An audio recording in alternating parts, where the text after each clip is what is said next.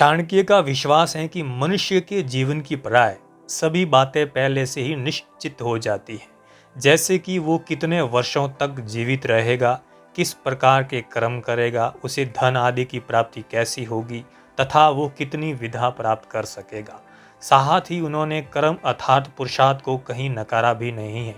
कारण स्पष्ट है, इन सब के मूल में कर्म ही तो है, जिसे प्रारब्ध कहते हैं। माना जाता है कि उसी के अनुसार जीव को शरीर की प्राप्ति होती है, वो भी हमारे कर्मों का ही परिणाम है।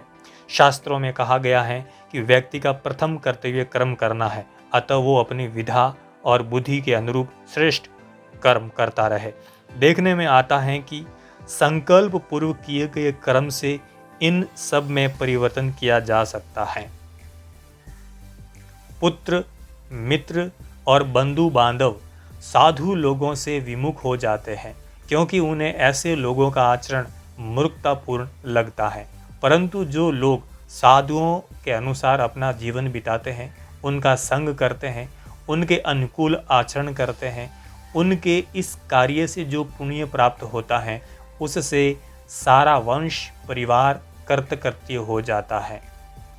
जैसे मछली अपने बच्चों को देखकर मादा कछुआ ध्यान से और मादा पक्षी स्पर्श से अपने बच्चों का लालन पालन करते हैं, उसी प्रकार सज्जनों की संगति भी दर्शन और ध्यान और स्पर्श द्वारा सत्संग में आए व्यक्ति का पालन करती है। आचार्य ने इस श्लोक द्वारा सज्जनों के अत्यंत सूक्ष्म प्रभाव की ओर संकेत किया है। मान्यता है कि मछली अपनी दृष्टि से, मादा कछुआ ध्यान से तथा पक्षी स्पर्श से अपनी संतान का लालन पालन करते हैं। सज्जन भी दर्शन, ध्यान और स्पर्श से अपने आश्रितों को सुरक्षा प्रदान करते हैं और विकास में सहयोग देते हैं। सज्जनों के दर्शन से आत्मबल में वृद्धि होती है और संकल्प दृढ़ होता है। यदि उनका ध्यान किया जाए और यदि उनके चरणों का स्पर्श कर उनका आशीर्वाद प्राप्त किया जाए तो सफलता, उन्नति और विकास सहज हो जाता है। जब तक ये शरीर स्वस्थ तथा निरोग है और जब तक मृत्यु नहीं आती, तब तक व्यक्ति को अपने कल्याण के लिए धर्म युक्त आचरण अर्थात पुण्य कर्म करने चाहिए, क्योंकि कराने का संबंध तो जीवन के साथ ही है। जब मृत्यु हो जाएगी, उस समय वो कुछ भी करने में असमर्थ हो जाएगा, अर्थात कुछ भी नहीं कर सकेगा।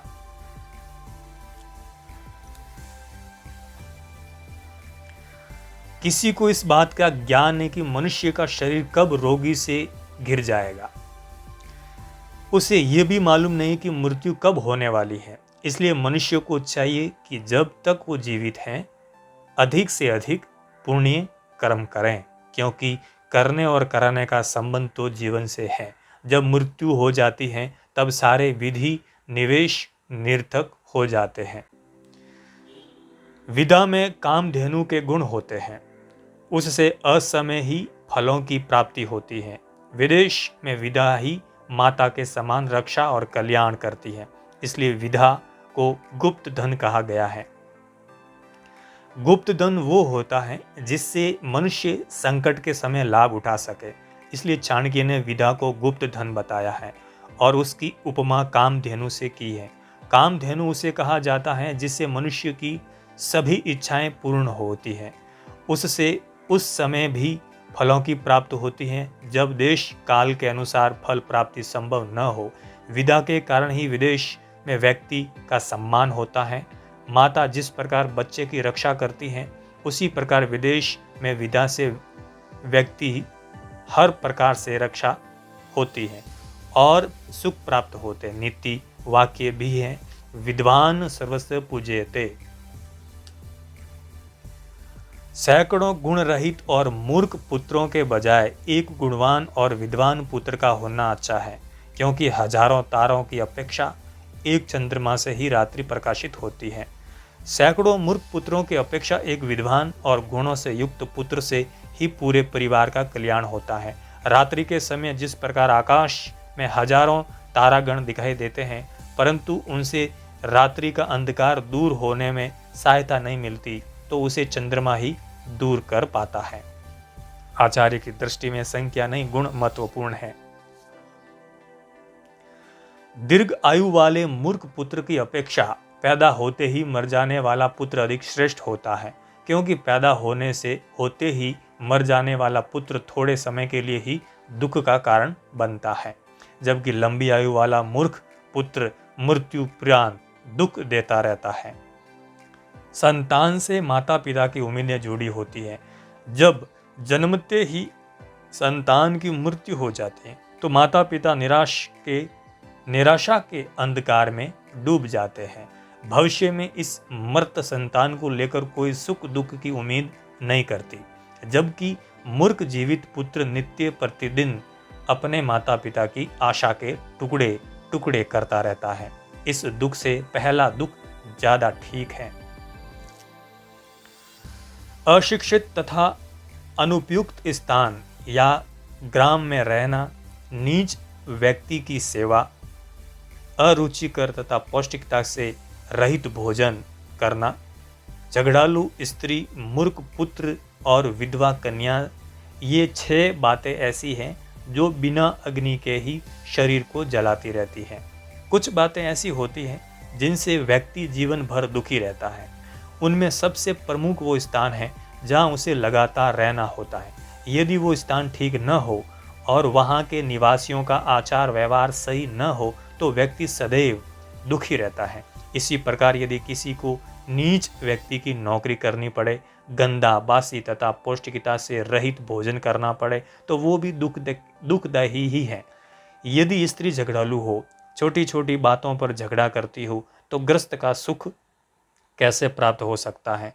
पुत्र यदि मूर्ख हो और लड़की विधवा हो तो ये आयु भर का असहनीय क्लेश हो जाता है। ऐसी स्थितियों में बच पाना यदि संभव न हो तो मानसिक रूप से इसे निपटने के लिए तैयार रहना चाहिए।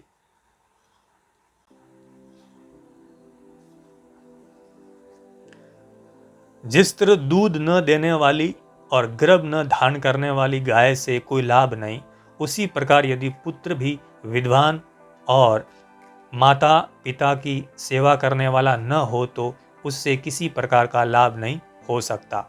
कोई भी व्यक्ति ऐसी गाय को पालना पसंद नहीं करेगा जो न तो दूध देती हो और न ही गर्भ धारण करने के योग्य हो। इसी प्रकार ऐसे पुत्र से भी कोई लाभ नहीं जो न तो पढ़ा लिखा हो और न ही माता पिता की सेवा करता हो। इस संसार में दुखी लोगों को 3 बातों से ही शांति प्राप्त हो सकती है: अच्छी संतान, पतिव्रता स्त्री और सज्जनों का संग। अपने कार्यों अथवा व्यापार में लगे हुए व्यक्तियों के लिए घर में आने पर शांति मिलनी चाहिए। ऐसा तभी हो सकता है जब उसके पुत्र और पुत्रियां गुणी हो, स्त्री पतिव्रता और नर्म स्वभाव वाली हो तथा व्यक्ति के मित्र भले और सज्जन हो। राजा एक ही बार आज्ञा देते हैं, पंडित लोग भी एक ही बार बोलते हैं, कन्या भी एक ही बार विवाह के समय दान में दी जाती है, सरकार एक ही बार आज्ञा देती है, उसका आदेश कानून का रूप ले लेता है, प्रजा को उस पर चलना ही होता है। इसी प्रकार पंडित लोग भी किसी आयोजन में श्लोक आदि एक ही बार बोलते हैं। ठीक इसी प्रकार कन्या का विवाह भी एक ही बार होता है। माता पिता अथवा अन्य संबंध रखने वाले कोई वचन देते हैं तो उसे निभाने का पूरा प्रयत्न किया जाता है। चाणक्य का कहना है कि ये कार्य इन्हें बार बार नहीं दोहराया जाता। इनके संबंध में बार बार निश्चय बदलने से बात हल्की पड़ जाती है और उसका प्रभाव कम हो जाता है। हानि और समाज में अपयश दोनों प्राप्त होते हैं। तप अथवा किसी प्रकार की साधना का कार्य एक अकेला व्यक्ति ही अच्छा करता है। यदि 2 छात्र मिलकर पढ़े तो अध्ययन अच्छा होता है और गाने के लिए यदि 3 व्यक्ति मिलकर अभ्यास करते हैं तो अच्छा रहता है। इसी प्रकार यदि यात्रा आदि पर जाना हो तो कम से कम 4 व्यक्तियों को जाना चाहिए। खेती आदि कार्य ठीक प्रकार से चलाने के लिए 5 व्यक्तियों की आवश्यकता होती है, जबकि युद्ध में ये संख्या जितनी हो उतना अच्छा है। चाणक्य कहते हैं कि तप अथवा साधना व्यक्ति को अकेले ही करनी चाहिए। एक से अधिक होंगे तो उनमें विघ्न पड़ेगा। अध्ययन व्यक्तियों के बीच में ठीक रहता है, क्योंकि दो एक दूसरे को कोई बात समझा सकते हैं। गाने के अभ्यास के लिए 3 लोगों का होना इसलिए आवश्यक है क्योंकि उनमें से एक जब अभ्यास करता है तो दोनों सुनने वाले अपनी प्रतिक्रिया जाहिर कर सकते हैं। कहीं यात्रा पर जाना के समय 4 व्यक्ति और खेती आदि के कार्य के लिए 5 व्यक्तियों की आवश्यकता होती है। युद्ध ऐसा कार्य है जिसमें जितने भी अधिक लोग हो उनसे सहायता मिलती है।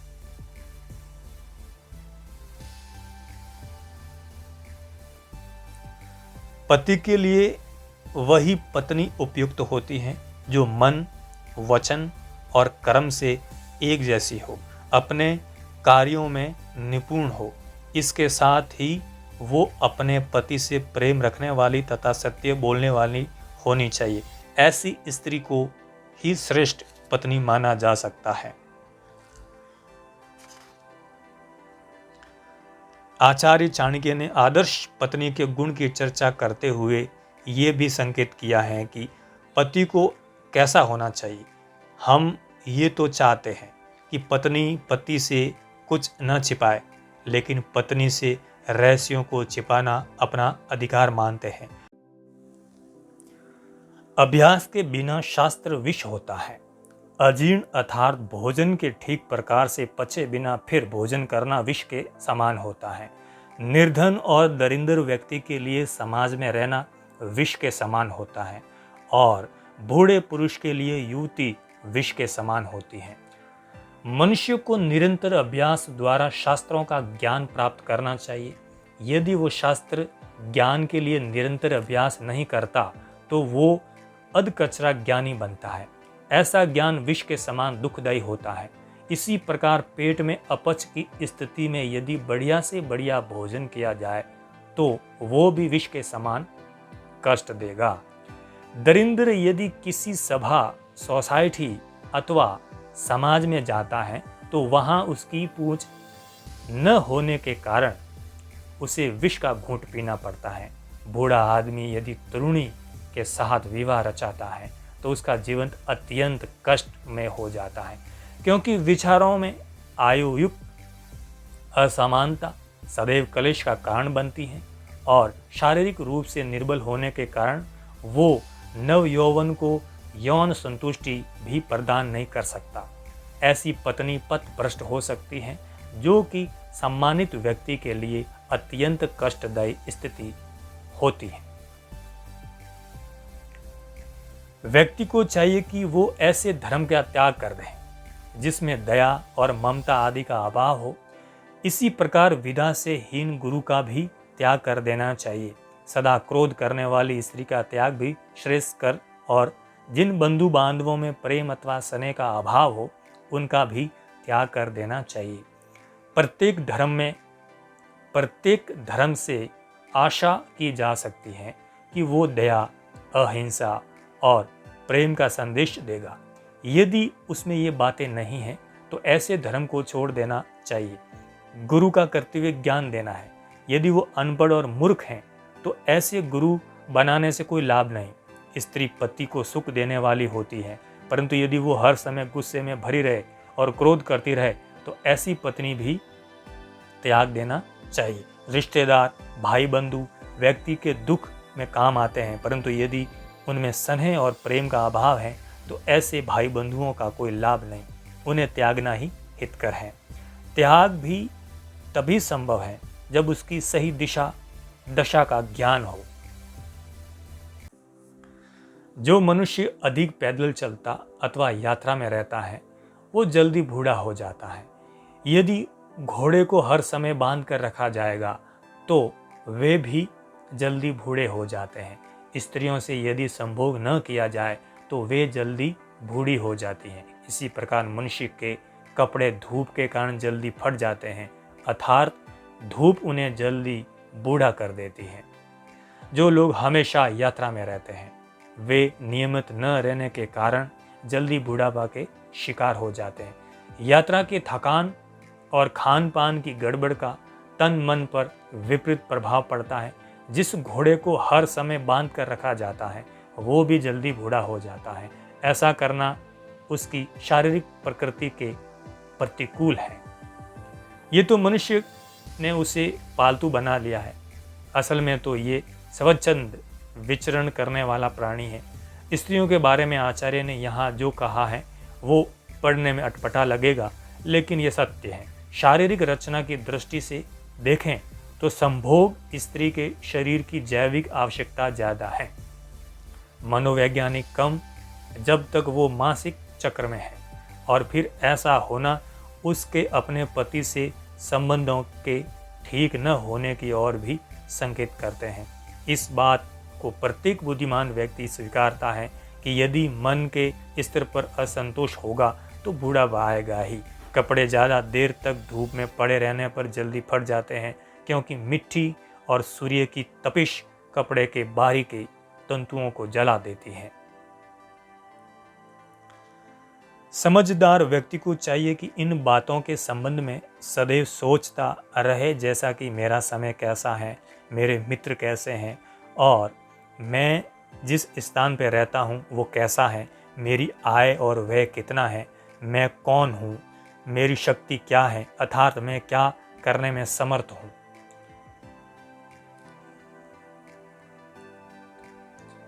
जन्म देने वाला, यज्ञोपवीत कराने वाला गुरु, दान देने वाला अध्यापक, अन्न देने वाला और भय से मुक्त रखने वाला, ये 5 व्यक्ति पितृ माने गए हैं। चाणक्य का मत है कि इन 5 को सदैव संतुष्ट रखना चाहिए तथा इनका पिता की तरह सम्मान करना चाहिए। राजा की पत्नी, गुरु की पत्नी, मित्र की पत्नी, पत्नी की माता अर्थात सास और जन्म देने वाली अपनी माता, ये 5 माताएं मानी गई हैं, अर्थात इनका सम्मान माता के समान करना चाहिए। न्याय करते समय भी इन संबंधों में माँ की परिभाषा में ही स्वीकार किया जाता है। राजा की पत्नी, गुरु की पत्नी, मित्र की पत्नी, पत्नी की माता अर्थात सास और जन्म देने वाली अपनी माता, ये 5 माताएं मानी गई हैं, अर्थात इनका सम्मान माता के समान करना चाहिए। न्याय करते समय भी इन संबंधों में माँ की परिभाषा में ही स्वीकार किया जाता है। ब्राह्मण, क्षत्रिय और वैश्य को दिव्य जाति कहा जाता है। इनका देवता यज्ञ, मनुष्यों का देवता इनके हृदय में निवास करता है। मंद बुद्धि वाले के लिए मूर्ति ही देवता होती है। जो व्यक्ति समदर्शी हैं, जिनकी समान दृष्टि है, वे परमेश्वर को सर्वस्व विद्वान मानते हैं। ब्राह्मण, क्षत्रिय, वैश्य को द्विज जाति इसलिए माना जाता है कि जन्म के बाद गुरु उनका उपनयन संस्कारण करता है। उनके लिए यज्ञ ही उनका देवता है।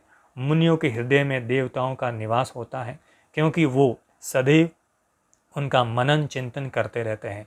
मूर्ति पूजा को यहाँ साधना के प्रारंभिक चरण के लिए आवश्यक माना गया है। जैसा वर्णमाला के माध्यम से फूल, फल आदि का ज्ञान विद्यार्थी को कराया जाता है। जो संसार का रहस्य जानते हैं उनके लिए ईश्वर सर्वव्यापी है। वे संसार के कण कण में उसे देखते हैं। धन से धर्म की, योग से विद्या की, मधुरता से राजा की और अच्छी स्त्रियों से घर की रक्षा होती है। ब्राह्मण, क्षत्रिय और वैश्य आदि दिग्गजों के लिए अग्निहोत्र गुरु के सम्मान आदरणीय है। चारों वर्णों में ब्राह्मण सबसे अधिक श्रेष्ठ और आदरणीय है। स्त्रियों के लिए पति ही गुरु हैं और घर में आया हुआ अतिथि सभी के आदर सत्कार के योग्य माना गया है। दिग्गजों का कर्तव्य है कि वे अग्निहोत्र आदि कर्म आदर पूर्वक नित्य करते रहें। अग्निहोत्र के से वायुमंडल शुद्ध होता है। मनुष्य के लिए स्वास्थ्य और पर्यावरण के सुधार के लिए हवन, यज्ञ आदि करना आवश्यक माना गया है। ब्राह्मण को पूजनीय इसलिए माना गया है क्योंकि वे सभी वर्णों को विदा देते हैं। स्त्रियों के लिए पति ही उसका आदरणीय गुरु होता है, क्योंकि वही उसका भरण पोषण करता है और उसे सन्मार्ग पर ले जाने में सहायता करता है। घर में आए हुए अतिथि का आदर सत्कार सभी लोगों को करना चाहिए, क्योंकि वो बहुत थोड़ी देर के लिए किसी के घर आता है। अतिथि देवो भव, ऐसा शास्त्र वचन भी है।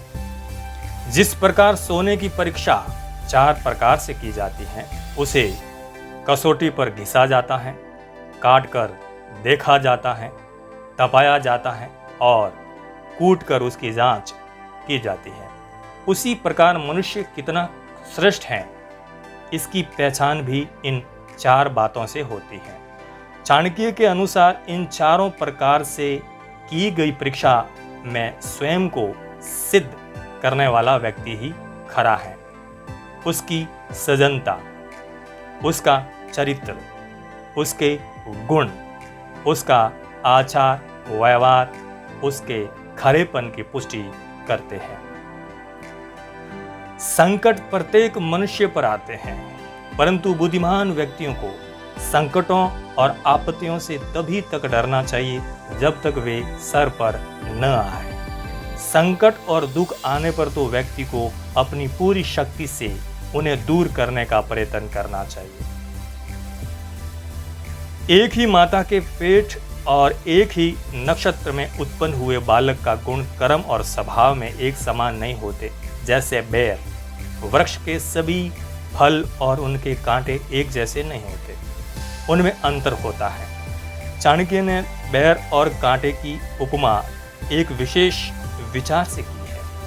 एक ही बेर के वृक्ष पर लगे हुए सभी फल मीठे नहीं होते।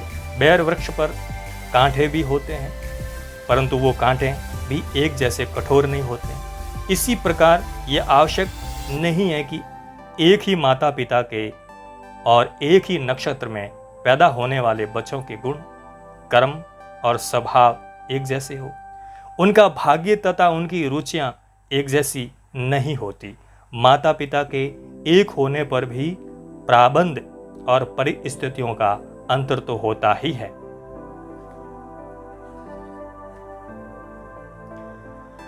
कोई भी अधिकारी लोभ रहित नहीं होता। श्रृंगार प्रेमी में काम वासना की अधिकता होती ही है। जो व्यक्ति चतुर नहीं है वो मधुर भाषी भी नहीं हो सकता, तथा साफ बात करने वाला व्यक्ति कभी भी धोखेबाज नहीं होता। प्राय देखा जाता है कि जिस व्यक्ति में बड़ा बनने की लालसा होती है वो अधिकार प्राप्त करना चाहता है। जो अपने शरीर को अच्छे वस्त्रों और खुशबू आदि से सजाता है उसमें काम वासना की अधिकता होती है। मूर्ख और फूड व्यक्ति मधुर भाषी नहीं होता। मूर्ख विद्वानों से वैर भाव रखते हैं। दरिद्र और निर्धन धनवानों को अपना शत्रु समझते हैं। वैश्याएं कुलीन स्त्रियों से द्वेष भाव रखती हैं और विधवा स्त्रियां सुहागिनों को अपना शत्रु मानती हैं। ये संसार का नियम है कि विपरीत स्थिति वाले लोग एक दूसरे को अपना शत्रु समझते हैं। चाहिए तो ये कि मूर्ख पंडितों का आदर करें, जिससे उन्हें भी कुछ लाभ हो, परंतु वो उनका सम्मान करने की बजाय उनसे दुश्मनी रखते हैं। निर्धन और आलसी लोग मानते हैं कि धनी व्यक्ति दूसरों को लूट खसोट कर धनवान होता है, परंतु उन्हें ये ज्ञान नहीं होता कि उन व्यक्तियों ने धन एकत्रित करने में कितना परिश्रम किया है। इतना ही नहीं, उसे संभाल कर रखने के लिए भी एक विशेष प्रकार के धैर्य की आवश्यकता होती है। वेश्या भी कुलीन स्त्रियों से द्वेष करती है और विधवा स्त्रियां सुहागिनों को दुर्भावना से दृष्टि से देखती हैं। संकेत हैं कि अयोग्य और अभावग्रस्त ही द्वेष करते हैं। आलस्य के कारण विदा नष्ट हो जाती है। दूसरों के हाथ में गई हुई स्त्रियां नष्ट हो जाती हैं। कम बीज डालने से खेत बेकार हो जाता है और सेनापति के मारे जाने पर सेना नष्ट हो जाती है। इसका भाव यह है कि विदा की प्राप्ति उसकी वृद्धि के लिए व्यक्ति को आलस्य का त्याग कर देना चाहिए। आलसी किसी गुण को प्राप्त नहीं कर सकता। दूसरों के पास जाने वाली स्त्री का धर्म नष्ट हो जाता है, अर्थात किसी दूसरे के अधिकार में जाने पर स्त्री का सत्तित्व कायम नहीं रह पाता। यदि खेत में बीज बोते समय कंजूसी की जाएगी और बीज कम डाला जाएगा तो अच्छी फसल नहीं हो सकेगी। सेना का बल सेनापति से ही स्थिर रहता है। जब सेनापति मारा जाता है तो सेना का हार जाना स्वाभाविक ही है। विधा की प्राप्ति निरंतर अभ्यास से ही होती है। अभ्यास से ही विधा फलवंती होती है। उत्तम गुण और स्वभाव से ही कुल का गौरव और यश स्थिर रहता है। श्रेष्ठ पुरुष की पहचान सद्गुणों से होती है। मनुष्य की आंखें देखकर क्रोध का ज्ञान हो जाता है। जिन व्यक्तियों को उत्तम विधा प्राप्त करनी है वे निरंतर प्रयत्न करते हैं। वे यदि बार बार अभ्यास न करें तो विधा की प्राप्ति असंभव होती है। किसी कुल का स्थिर होना, उसका यश फैलना, उसका प्रसिद्ध होना, गौरव की दृष्टि से देखा जाना आदि उसके उत्तम गुण, कर्म और स्वभाव के कारण ही होता है। यदि गुण, कर्म और स्वभाव श्रेष्ठ नहीं होंगे तो कुल का गौरव नहीं बढ़ सकता। इसी प्रकार श्रेष्ठ व्यक्ति की पहचान उसके अच्छे गुणों के कारण होती है। किसी व्यक्ति के क्रोधित होने का ज्ञान उसकी आंखें देखकर हो जाता है, क्योंकि क्रोध के कारण व्यक्ति की आंखें लाल हो जाती है। आलस्य के कारण विदा नष्ट हो जाती है। दूसरों के हाथ में गई हुई स्त्रियां नष्ट हो जाती हैं।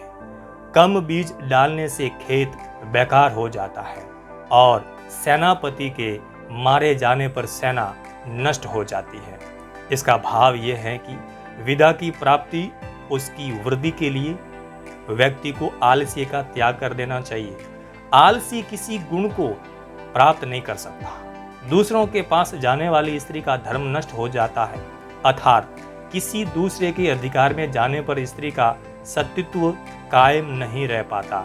यदि खेत में बीज बोते समय कंजूसी की जाएगी और बीज कम डाला जाएगा तो अच्छी फसल नहीं हो सकेगी। सेना का बल सेनापति से ही स्थिर रहता है। जब सेनापति मारा जाता है तो सेना का हार जाना स्वाभाविक ही है।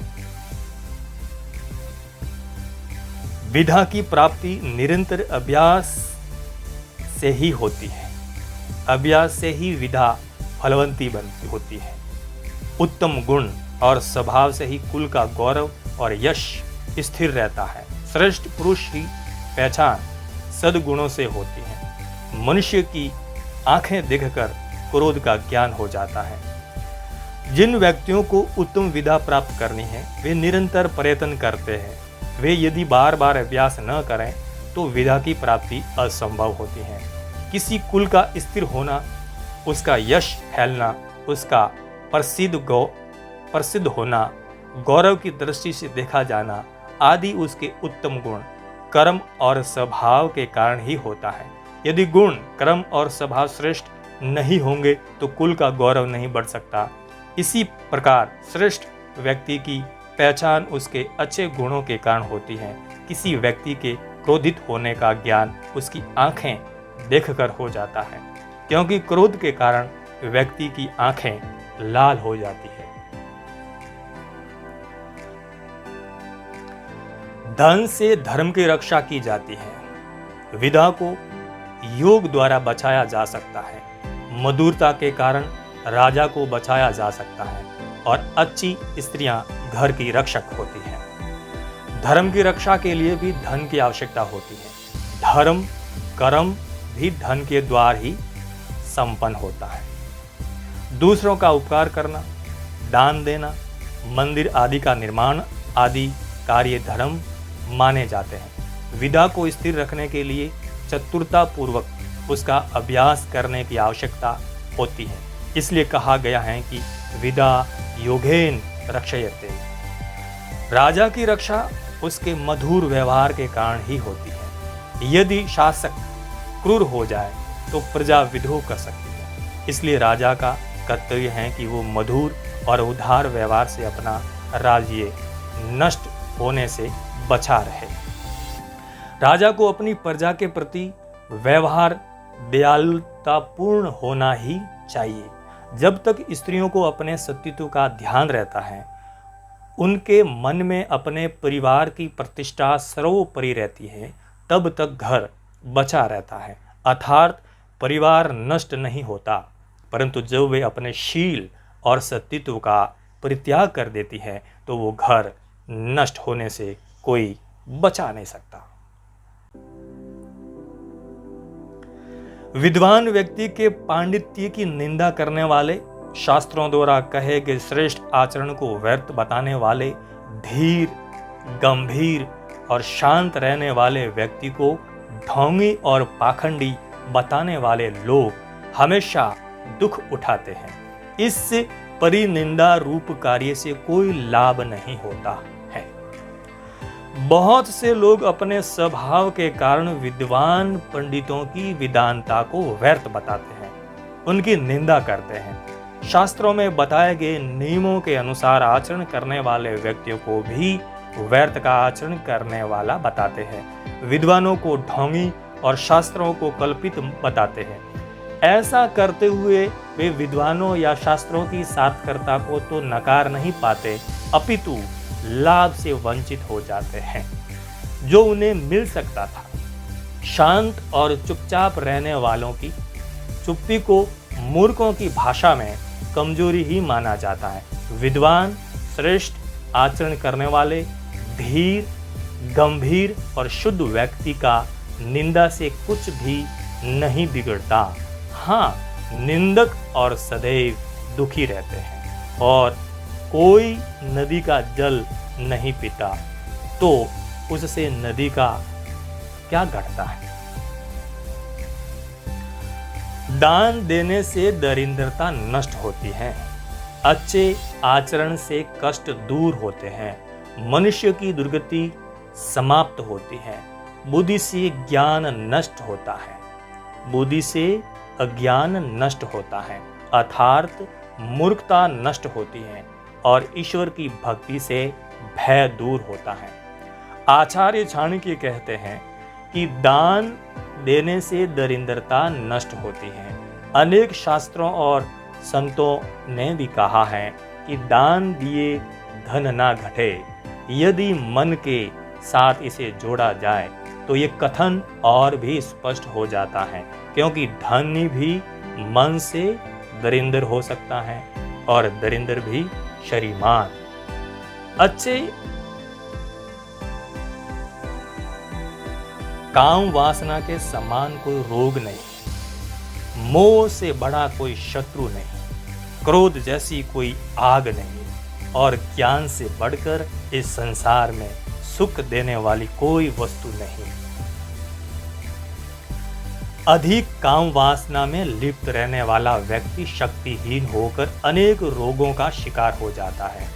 वो काम वासना की पूर्ति के लिए रोगी से संबंध बनाकर किसी रोगी की गिरफ्त में आ सकता है। व्यक्ति का क्रोध उसके लिए आग का काम करता है, उसका अपना क्रोध उसे जला डालता है। ज्ञान से बढ़कर संसार में सुख देने वाली कोई भी वस्तु नहीं है। जो व्यक्ति बुद्धि और विवेक से कार्य करता है वो सदा सुखी रहता है। मोह को सबसे बड़ा शत्रु बताया गया है। मोह का अर्थ है मूर्छा अर्थात अविवेक। यदि बुद्धि को नष्ट कर देता है।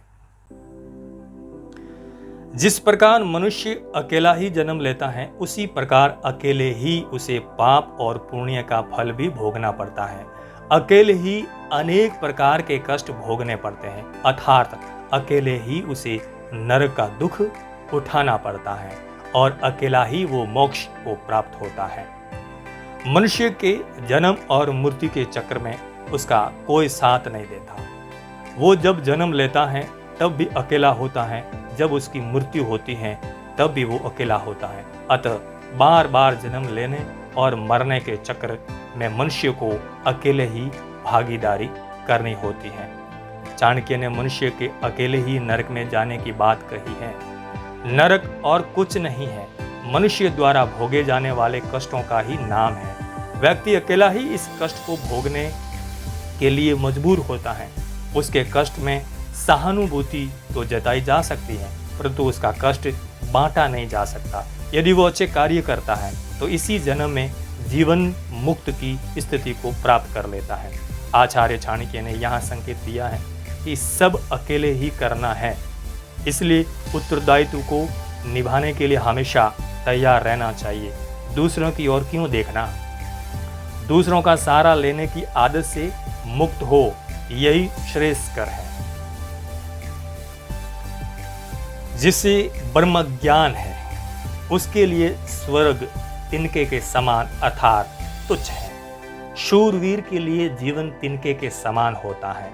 जितेंद्रियां अर्थात संयमी व्यक्ति के लिए स्त्री तिनके के समान होती है और इच्छा रहित मनुष्य के लिए सारा संसार ही तिनके के समान है। जिसे ब्रह्म ज्ञान है उसके लिए स्वर्ग का कोई महत्व नहीं, क्योंकि वो जानता है कि स्वर्ग के सुख भी क्षणिक है।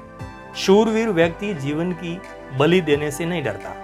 उसके लिए अपना जीवन एक तिनके के समान है। उसे अपने जीवन में किसी से भय नहीं होता। जिस व्यक्ति ने इंद्रियों को अपने वश में किया है उसे नारी अपने वश में नहीं कर सकती। यहाँ नारी शब्द का अर्थ है सभी भोग पदार्थ। नारी तो उसका प्रतीक मात्र है। इसी प्रकार इच्छा रहित व्यक्ति के लिए सारा संसार तिनके के समान होता है, क्योंकि उसकी किसी वस्तु में आसक्ति नहीं होती। आसक्ति ही व्यक्ति या वस्तु को मूल्य प्रदान करती है। विदेश में विदा ही मनुष्य की सच्ची मित्र होती है। घर में अच्छे स्वभाव वाली और गुणवती पत्नी ही मनुष्य की सबसे अच्छी मित्र होती है। रोगी व्यक्ति की मित्र दवाई है, और जो मनुष्य मर चुका है उसका धर्म कर्म ही उसका मित्र होता है।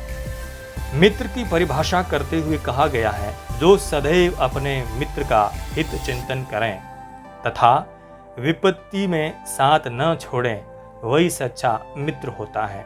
इस संदर्भ में विधा, गुणी पत्नी, औषधि और धर्म को देखने की आवश्यकता है।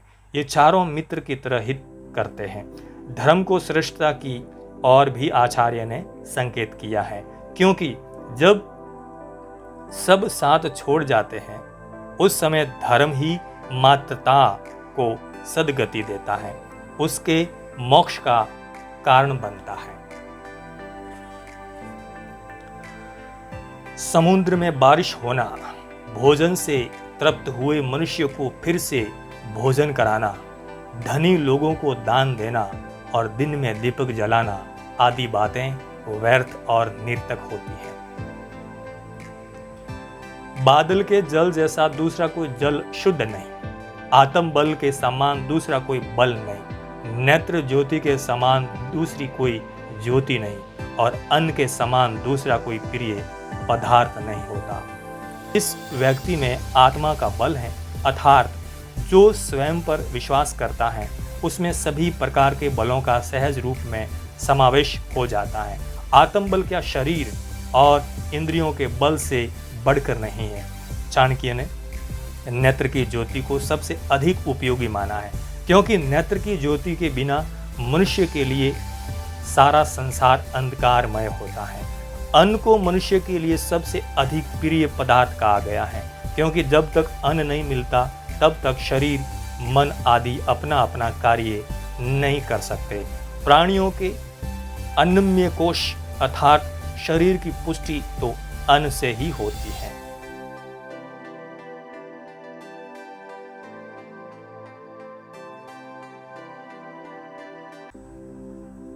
धनहीन व्यक्ति और अधिक धन पाना चाहता है। चौपाए अर्थात चार पैरों वाले पशु चाहते हैं कि वे बोल सकें। मनुष्य स्वर्ग चाहता है और देवता मोक्ष की कामना करते हैं। व्यक्ति हर समय चाहता है कि उसे धन की प्राप्ति हो, परंतु उसे ये पता ही नहीं होता कि उसके लिए लगातार श्रम करना पड़ता है। पशु वाणी चाहते हैं ताकि वे अपने मन की बात किसी दूसरे से कर सकें। मनुष्य ये भी चाहता है कि उसे स्वर्ग मिले। देवता और विद्वान व्यक्ति इस जीवन से मुक्त होने की कामना करते हैं, इसलिए वो जीवन में ऐसे कार्य करते हैं जिनसे जीवन मरण के बंधन से मुक्त होकर मोक्ष की प्राप्ति होती है। प्राणी मात्र का ये स्वभाव है कि जिसके पास जो नहीं है वो उसकी कामना करता है। सत्य के कारण पृथ्वी स्थिर है। सूर्य भी सत्य के बल से प्रकाश देता है। सत्य से ही वायु बहती है। सब सत्य में स्थिर है। सत्य का आधार ब्रह्मा है। पृथ्वी अथवा यह संसार सत्य के कारण ही टिका हुआ है। इसी सत्य और ब्रह्मा से सूर्य का प्रकाश सारे संसार में फैलता है। सत्य अथवा प्रभु की शक्ति से ही इस संसार में वायु का संचार होता है। इस प्रकार सभी कुछ सत्य अथवा ब्रह्मा में स्थित है। इस चराचर जगत में लक्ष्मी चलायमान है, अर्थात लक्ष्मी स्थिर नहीं रहती, नष्ट हो जाती है। प्राण भी नाशवान है, जीवन और यौवन भी नष्ट होने वाले हैं। इस चराचर संसार में एकमात्र धर्म ही स्थिर है। धन संपत्ति मनुष्य के पास सदा नहीं रहती, उसके कर्मों के अनुसार आती जाती है। जिस मनुष्य ने जीवन धारण किया है उसका मरना भी आवश्यक है, इसलिए प्राणों को स्थिर नहीं कहा जा सकता। मनुष्य का यौवन सदा स्थिर रहने वाली वस्तु नहीं, बुढ़ापा यौवन का क्षय है, परंतु धर्म ऐसा तत्व है जिसका नाश नहीं होता। मनुष्य की मृत्यु के बाद भी धर्म ही उसका साथ देता है। शास्त्र की भी मान्यता है कि आते भी हम अकेले हैं और जाते भी अकेले ही हैं, लेकिन धर्म हमेशा साथ रहता है। आचार्य के अनुसार जो हमेशा साथ रहने वाला है उसकी ओर मनुष्य को ध्यान देना चाहिए। मनुष्य में नाई सबसे अधिक चालाक और होशियार होता है। पक्षियों में कौआ, चार पैरों वाले जानवरों में गिद्धड़ और स्त्रियों में मालिन अत्यधिक चतुर होती हैं। यहाँ जिन जातियों की बात आचार्य चाणक्य ने की है उसे आपत्तिजनक मानना आचार्य के कथन को सही संदर्भ में न समझने की भूल करना है। जो जाति जितनी अधिक सामाजिक होती है उसे इस बात का व्यवहार अनुभव होता है कि किस व्यक्ति से किस प्रकार का कार्य करवाना है। कुछ बिरादरियों में से जो पुरानी परंपराओं का निर्वाह कर रही हैं आज भी नापति की महत्वपूर्ण भूमिका होती है। पहले शादी विवाह आदि में महत्वपूर्ण निर्णय भी इनके द्वारा लिए जाते थे। ये मीडिएटर का काम करते थे और अपने यजमान के प्रति वफादार होते थे।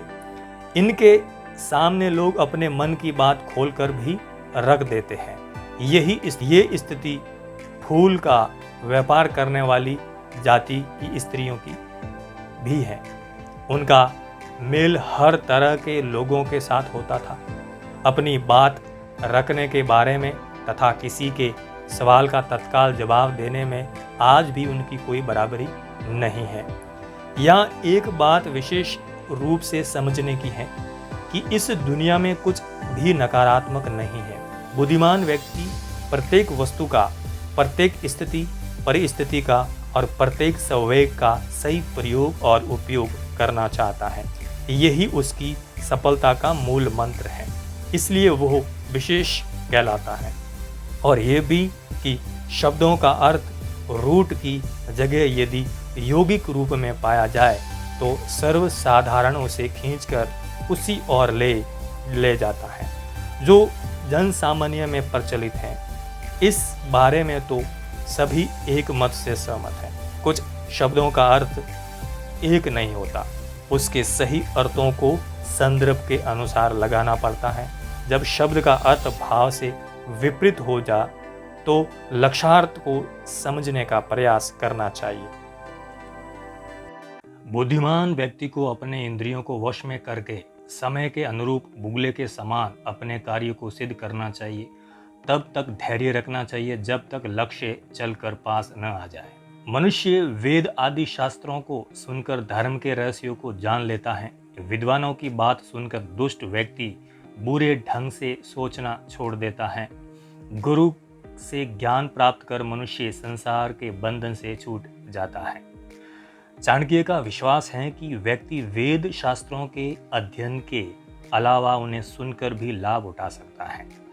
उनका कहना है कि वेद आदि शास्त्रों के सुनने से व्यक्ति धर्म के रहस्यों को समझ सकता है और विद्वानों के उपदेश सुनकर अपने बुरे विचारों को त्याग सकता है। सुनने का अर्थ वेद प्रतिपादित ज्ञान को गुरुमुख से श्रवण करना भी है। इस प्रकार ज्ञान की प्राप्ति श्रवण से ही होती है, जिससे मनुष्य संसार के बंधनों से मुक्त हो जाता है। आचार्य ने इस श्लोक द्वारा श्रवण के मतों का प्रकाश डाला है। ये श्रवण विद्वान और अनुभवी गुरु के मुख से होने पर ही फल देता है। सुनो, मनन करो और उसे आत्मसात करो, ये श्रुति वाक्य है। पक्षियों में कौआ, पशुओं में कुत्ता, मुनियों में क्रोध करने वाला और सामान्य जन में दूसरे लोगों की निंदा करने वाला व्यक्ति दुष्ट और चांडाल होता है। भाव ये है कि दुष्ट और चांडाल प्राणी सभी स्थानों पर होते हैं, परंतु दुष्टता की सीमा कहाँ तक है, इसकी व्याख्या चाणक्य ने की है। कौआ पक्षियों में इसलिए सबसे अधिक गंदा और दुष्ट माना गया है क्योंकि उसे किसी प्रकार की शुद्धता का कोई भी ज्ञान नहीं होता। वो सदैव गंदगी पर जाकर बैठता है। पशुओं में कुत्तों का भी वही हाल है। आचार्य का कहना है कि ऋषि मुनियों में भी जो व्यक्ति क्रोध करता है उसे दुष्ट और चांडाल मानना चाहिए, परंतु सामान्य व्यक्तियों में दुष्ट और चांडाल वो हैं जो दूसरों की निंदा करता है। कांसे का बर्तन राख से मांजने पर, तांबा खटाई से, स्त्री रजस्वला होने के बाद तथा नदी का जल तीव्र वेग से शुद्ध होता है। अपनी प्रजा में घूम फिरकर उसकी स्थिति को जानने वाला राजा की प्रजा उसकी पूजा करती है। जो द्विज अर्थात विद्वान ब्राह्मण देश प्रदेश की भूमि पर ज्ञान का प्रचार करता है उसकी पूजा होती है। जो योगी सदा घूमता रहता है वो आदर सत्कार का भागी होता है, परंतु भ्रमण करने वाली स्त्री भ्रष्ट हो जाती है। राजा का कर्तव्य ये है कि वो स्वयं भी अपने राज्य में घूम फिरकर प्रजा की वास्तविक स्थिति ज्ञात करने की कोशिश करें। वो अपने ज्ञान के अनुसार उसके दुख दूर करने का प्रयत्न कर सकता है। ब्राह्मण का कर्तव्य है कि वो घूम फिरकर लोगों को शास्त्रों का ज्ञान दे।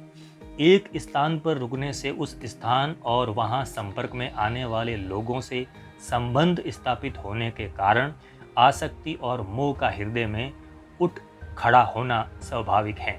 ये स्थिति योगी को बांधती है। इसके लिए योगी का एक स्थान पर 24 घंटे से ज़्यादा नहीं रुकना चाहिए। इसके विपरीत इन लोगों के समान इधर उधर घूमने वाली नारी अपने धर्म से विचलित हो जाती हैं। स्त्री का इधर उधर घूमना परिवार के अपमान का कारण होता है और वो समाज की नजरों में गिर जाता है। मनुष्य जैसा भाग्य लेकर जन्म लेता है उसकी बुद्धि उसी के अनुसार प्रवृत्त होती है और वो व्यवसाय अथवा काम धंधा भी वैसा ही चुनता है तथा उसके सहायक भी उसी प्रकार के होते हैं। आचार्य का कहना है कि जो होना है वो तो होकर ही रहता है। मनुष्य काम धंधे के लिए अपनी बुद्धि के अनुरूप ही व्यवसाय का चुनाव करता है और उसके काम धंधे में सहायता करने वाले भी उसके विचारों के अनुरूप मिल जाते हैं। समय सब प्राणियों को अपने पेट में पचा लेता है अर्थात सबको नष्ट कर देता है। काल ही सबकी मृत्यु का कारण होता है। जब सब लोग सो जाते हैं तो काल ही जागता रहता है। इसमें संदेह नहीं कि काल बड़ा बलवान है। काल से पार पाना अत्यंत कठिन है। व्यक्ति काल के प्रभाव से नहीं बच सकता। जीवों सहित सभी वस्तुएं काल के प्रभाव से नष्ट हो जाती हैं। सबके सो जाने पर भी वो काल जागता रहता है। काल चक्र सृष्टि के आरंभ से लेकर प्रलय काल तक चलता रहता है, कभी नहीं रुकता। जो उसकी उपेक्षा करता है, काल उसे पीछे छोड़कर आगे निकल जाता है। काल हम सबको साथ ऐसे खेलता है जैसे शिकार बने चूहे के साथ बिल्ली क्रीड़ा करती है। जन्म से अंधे को, कामधा को और शराब आदि के नशे में मस्त व्यक्ति को कुछ दिखाई नहीं देता। स्वार्थी व्यक्ति की भी यही स्थिति है, क्योंकि वो उस व्यक्ति के दोषों को देख नहीं पाता जिसके उसके स्वार्थों की पूर्ति होती हो। जीवात्मा स्वयं कार्य करता है और उसका फल भी स्वयं भोगता है। वो स्वयं ही विभिन्न योनियों में जन्म लेकर संसार में भ्रमण करता है और स्वयं ही अपने पुरुषार्थ के साधन के बंधनों और आवागमन के चक्कर से छूटकर मुक्ति को प्राप्त करता है। आचार्य के अनुसार व्यक्ति जैसे कर्म करता है उसके अनुसार ही उसे कर्मों का फल भोगना पड़ता है। कर्मों के फल के अनुरूप ही उसे दुख और सुख मिलता है। वो स्वयं ही अपने कर्मों के अनुसार संसार में विभिन्न योनियों में जन्म लेता है और जन्म मरण के चक्कर में पड़ा रहता है। उसे इस चक्कर से मुक्ति भी स्वयं उसके श्रेष्ठ कार्यों से ही मिलती है। आचार्य का कथन है कि बंधन और मुक्ति दोनों तुम्हारे हाथों में है। स्वयं शब्द पर जोर दिया है जो उत्तरदायित्व की ओर संकेत करता है। राजा को राष्ट्र के पापों का फल भोगना पड़ता है। राजा के पाप पुरोहित भोगता है, पत्नी के पाप उसके पति को भोगने पड़ते हैं और शिष्य के पाप गुरु को भोगने पड़ते हैं। राजा यदि राष्ट्र को ठीक ढंग से नहीं चलाता अर्थात अपना कर्तव्य पालन नहीं करता तो उससे होने वाली हानि राजा को ही कष्ट पहुंचाती है। यदि पुरोहित अर्थात राजा को परामर्श देने वाला व्यक्ति राजा को ठीक तरह से मंत्रणा नहीं देता तो उसका पाप पुरोहित को भोगना पड़ता है। स्त्री यदि कोई बुरा कार्य करती है तो उसका पति दोषी होता है। इसी प्रकार शिष्य द्वारा किए गए पाप का वहन गुरु को करना पड़ता है। अधीन द्वारा किए गए पाप का भागी स्वामी होता है। ऋणी पिता अपनी संतान का शत्रु होता है। यही स्थिति बुरे आचरण वाली माता की भी है। सुंदर पत्नी अपने पति की और मूर्ख पुत्र अपने माता पिता का शत्रु होता है। किसी भी कारण से अपनी संतान पर ऋण छोड़कर मरने वाला पिता शत्रु कहा गया है, क्योंकि उसके ऋण की अदायगी संतान को करनी पड़ती है। व्यभिचारिणी माता भी शत्रु के समान मानी गई है, क्योंकि उससे परिवार कलंकित होता है। इसी प्रकार अत्यधिक सुंदर स्त्री पति के लिए शत्रु के समान है, क्योंकि बहुत से लोग उसके रूप से आकृष्ट होकर उसे पथ भ्रष्ट करने का प्रयत्न करते हैं। मूर्ख पुत्र के कार्यों की वजह से माता पिता को नित्य अपमान सहना पड़ता है। इससे परिवार को दुख व हानि होती है, इसलिए वो परिवार का शत्रु है।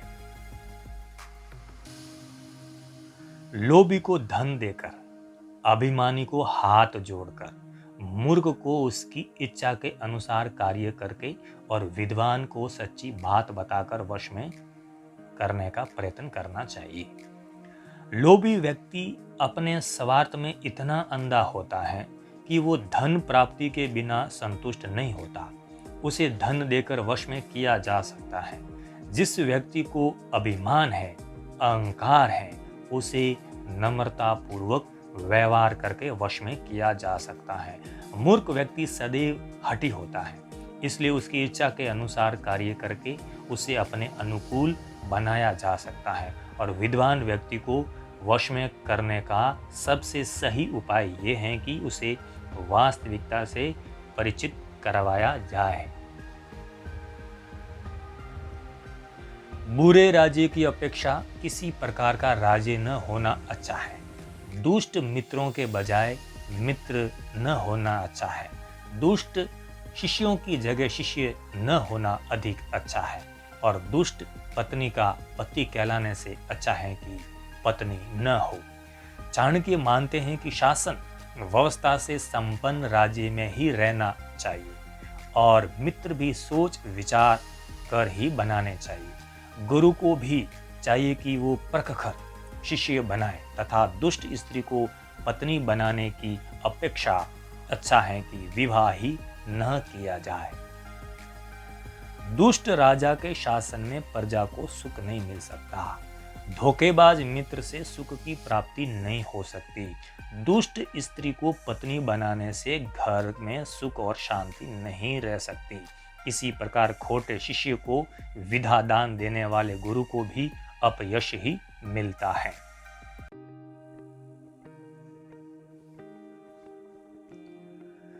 व्यक्ति को शेर और मुगले से एक एक, मुर्गे से 4, कौवे से 5 और कुत्ते से 6 और गधे से 3 गुण सीखने चाहिए। इस संसार की प्रत्येक वस्तु और प्रत्येक प्राणी हमें कोई न कोई उपदेश दे रहे हैं। इन गुणों को सीखकर जीवन में सफलता, उन्नति और विकास किया जा सकता है। आगामी 4 श्लोकों में ऐसे ही कुछ गुणों का वर्णन किया गया है। कार्य छोटा हो या बड़ा, व्यक्ति को शुरू से ही उसमें पूरी शक्ति लगा देनी चाहिए। ये शिक्षा हम सही से ले सकते हैं। इसका भाव ये है कि व्यक्ति जो भी कार्य करे, चाहे वो छोटा हो अथवा बड़ा, उसे पूरी शक्ति लगाकर करना चाहिए, तभी उसमें सफलता प्राप्त होती है। सिंह पूरी शक्ति से शिकार पर झपटता है। वो बड़ा हो या छोटा, बड़े को देखकर घबराता नहीं और छोटे की उपेक्षा नहीं करता। सफलता पाने के लिए प्रयास पर विश्वास आवश्यक है। बुद्धिमान व्यक्ति को अपनी इंद्रियों को वश में करके समय के अनुरूप अपनी क्षमता को तोलकर बुगले के समान अपने कार्य को सिद्ध करना चाहिए। बुगला जब मछली को पकड़ने के लिए एक टांग पर खड़ा होता है तो उसे मछली के शिकार के अतिरिक्त अन्य किसी बात का ध्यान नहीं होता। इसी प्रकार बुद्धिमान व्यक्ति जब किसी कार्य की सिद्धि के लिए प्रयत्न करे तो उसे अपनी इंद्रियां वश में रखनी चाहिए। मन को चंचल नहीं होने देना चाहिए अथा चित्त एक ही दिशा में, एक ही कार्य की पूर्ति में लगा रहे। ऐसा प्रयास करना शिकार करते समय बुगला इस बात का पूरा अंदाजा लगा लेता है कि किया गया प्रयास निष्फल तो नहीं जाएगा। समय पर उठना, युद्ध के लिए सदा तैयार रहना, अपने बंधुओं को उनका उचित हिस्सा देना और स्वयं आक्रमण करके भोजन करना, मनुष्य को ये 4 बातें मुर्गे से सीखनी चाहिए। छिपकर मैथुन करना, ढीठ होना, समय समय पर कुछ वस्तुओं इकट्ठी करना, निरंतर सावधान रहना और किसी दूसरे पर पूरी तरह विश्वास नहीं करना, ये 5 बातें कौवे से सीखने योग्य हैं। बहुत भोजन करना लेकिन कम में भी संतुष्ट रहना, गहरी नींद लेकिन जल्दी से उठ बैठना, स्वामी भक्ति और बहादुरी से 6 गुण कुत्ते से सीखने चाहिए। व्यक्ति को ये तीनों बातें गधे से सीख लेनी चाहिए। अपने मालिक के लिए बोझ ढोना, सर्दी गर्मी की चिंता नहीं करना तथा सदा संतोष से अपना जीवन बिताना। जो व्यक्ति इन 20 गुणों को सीख लेता है अर्थात इन्हें अपने आचरण में ले आता है, वो सब कार्यों में और अवस्थाओं में विजयी होता है अर्थात उसे किसी भी अवस्था में पराजय का मुख नहीं देखना पड़ता। आचार्य का कथन है कि शास्त्रों में जो ज्ञान दिया गया है वो सैद्धांतिक है, जिससे भी सफलता और उन्नति के तत्वों को स्वयं में, अपने आसपास या समूची प्रकृति में देखा, उसे उन्होंने जिज्ञासुओं के लिए लिपिबद्ध कर दिया, लेकिन उसे अपने जीवन में उतारने के लिए संदेह रहित होना जरूरी है। ये गुण पशु पक्षियों में सहज रूप से देखने को मिलते हैं। इन्हें अपनाकर ही वे अस्तित्व की लड़ाई में स्वयं को बचा पाते हैं।